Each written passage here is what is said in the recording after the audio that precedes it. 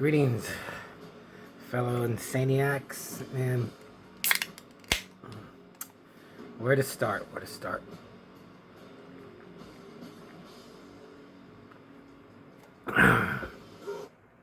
I'll show you a gift that I got today.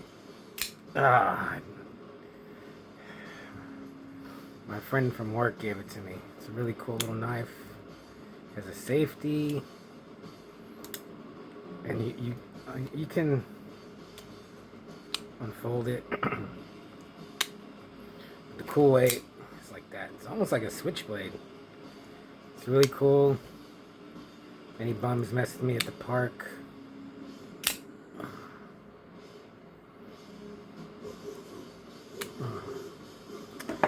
and Saturday I went looking for work pants, and I'm just so short and fat that it's hard for me to find pants that fit. I can maybe at like a length 30, but 28 is actually a better length, and it's like a child. And I'm fatter than I am long, a rounder. But I actually found 2 pairs of pants that fit really good.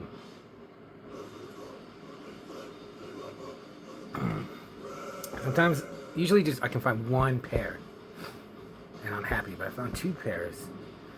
So I was, So I checked out what movies they have, and man, I found a few things that I wanted. Well, I got the Andromeda Strain on Blu-ray, and it's Michael Crichton. I've never seen it. Well, it's not directed by Michael Crichton, but I've read 2 of his books. Well, no, I've read 3 of his books, and they were all real. I remember them being really good. So, and I got The Rocketeer on DVD. I got Avatar. I got it because of Stephen Lang and the character of Miles Quaritch. Dude, he's so awesome. Like, I'm for the humans in the Avatar movies. Like, and the way that dude, like, Sully betrays us, I don't like it. And I got the Avengers on Blu-ray. I don't have it. And I was like, yeah, I can get it from the library whenever I want, but actually when I go to the library, I'd have to request it because I never see it there. So, Avengers on Blu-ray. And then I got Serenity. This one's pretty good.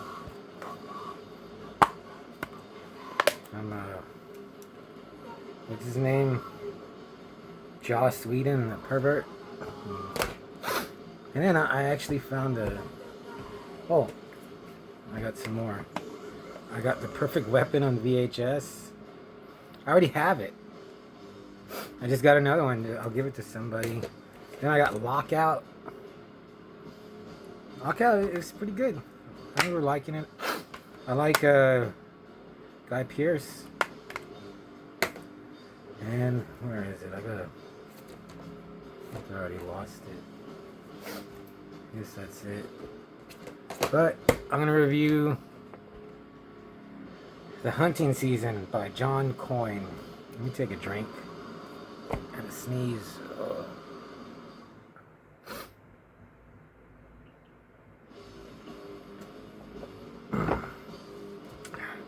So this sucked. It sucks. It sucked when he thought of it. It'll suck forever. Man, listen to this.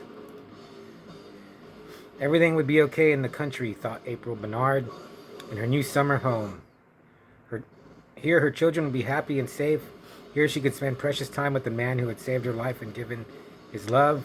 Here she could further her career by researching a clan of remote hill people, an inbred society locked inside their own special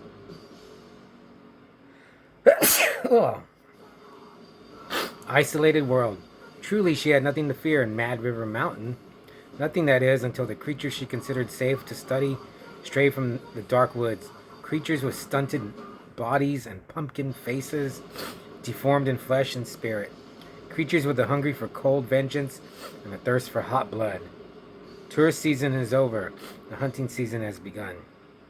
Coyne is an extremely talented man who plays rough. He goes as far as you can go, and then he takes it a mile further. For those of us who twisted enough to dig horror, which suddenly accelerates into overdrive, I was totally under its power. Stephen King. John Coyne's best novel yet. Sleek and nasty like a bullet. Peter Straub. Then on the cover it says, "Never lets up. Readers are going to scream out loud." Stephen King. Total BS. Like, I do not believe Stephen King or Peter Straub read this. They get paid. They got paid to say something, and yeah. And then I looked up reviews on Goodreads. People actually said, like, man, yeah, this book's pretty crazy. Nothing happens. Nothing. It's 250 pages. You get first kill about, I don't know, maybe 180 pages in. Oh, man. Up until then, it's just April Bernard, this rich bitch, just complaining. She cheats on her husband with there's a caretaker on the land, Luke. He's like a super handsome model type, and yeah, she's supposed to be like studying the locals for like her anthropological studies. Never does it. She reads some books or some reports. She never ever talks to anyone other than like other city, like rich city folk that come. There's one part where yeah, this bitch just complains about everything. Like, yeah, there's not one likable character in this, because she got her husband to buy this cabin, which he didn't want to, and all the land around it, so she could study and like they could have like a summer home. And then like somewhere in the book, the husband, and she thinks this later, like, maybe we could take a vacation from this vacation. And I was like, if you're rich enough to do that, like, take a vacation from your man.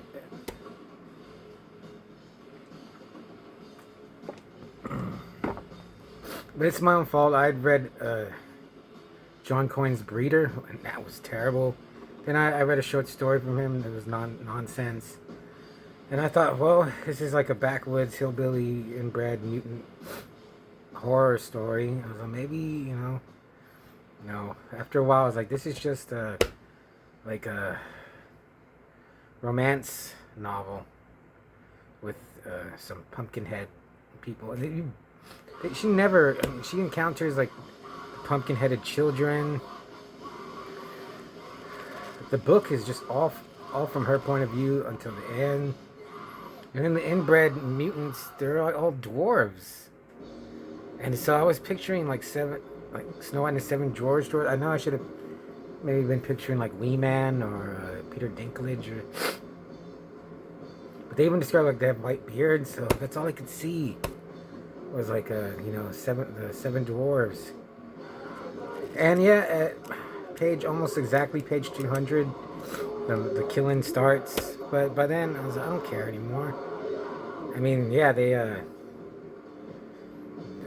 you know what? I don't know. John Coyne is another pervert, because he really described, like, there's a girl, she's like 15, and he's describing, she's wearing not actually, now I think, not just once but twice, like maybe it was once. She's wearing like a see-through nightgown, and he describes, her vagina and her breasts. And it's like one of the few times where like he actually perked up and seemed to be caring about what he was writing. Yeah, there's a lot of kills at the end, but maybe if that last 50 pages would have just been a short story, it would have been okay. But yeah, I hated the character of April. She's just an idiot. she cheats on her husband, and she even, like, before she cheats on him, she's like, do not cheat on me, like. And then when she does, she won't tell him, she won't come clean, and he knows. And then turns out her husband was one of these inbred people.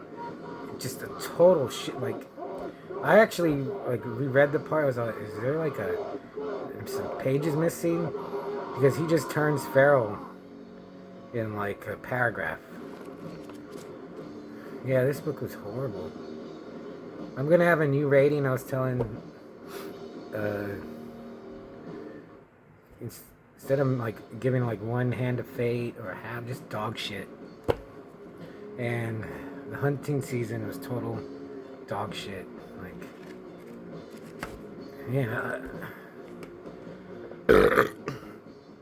And to say that like never lets up, readers are going to scream. Well, I screamed out loud because I hated it.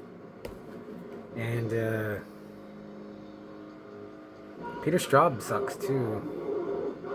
And it goes as far as you can go and then takes it a mile further. It's just idiotic. Like, just straight out lies. There's nothing. It's not even the. He's like, at best, like mediocre writing. So, but it's my fault. Like, I had this.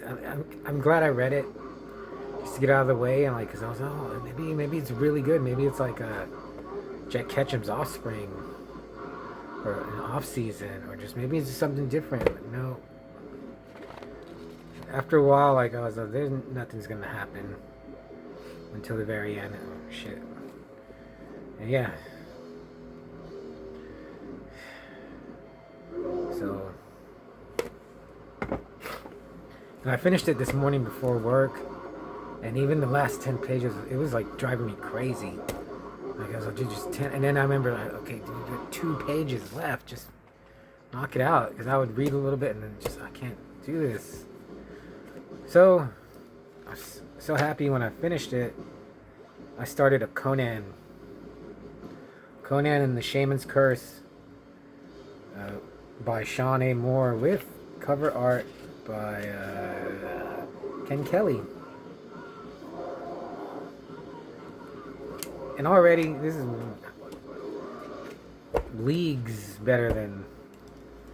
See, I won't even give this. I'll sell it to half-price books. Like, I would never give this to anyone to read, unless they were like, if you know someone that's like a super John Coyne fan and doesn't have this, I'll just pay for postage, or if someone wants it, like to complete a collection, or yeah, just more garbage, waste of time, total dog shit.